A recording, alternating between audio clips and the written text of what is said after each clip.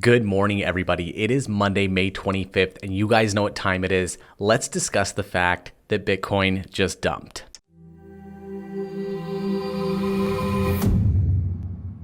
Bitcoin was holding strong above $9,000 for several days over the weekend, but when I woke up this morning and looked at the chart, it was down $391 in the last 24 hours, which for Bitcoin is a loss of 4.26% at $8,799. Ethereum not doing that bad, down 2.67% at $202.62. Dash also down 2.2% at $72.56. And Litecoin down 3.2% at $42.70. You could see here over the weekend, it was sitting between 9,000 and 9,200.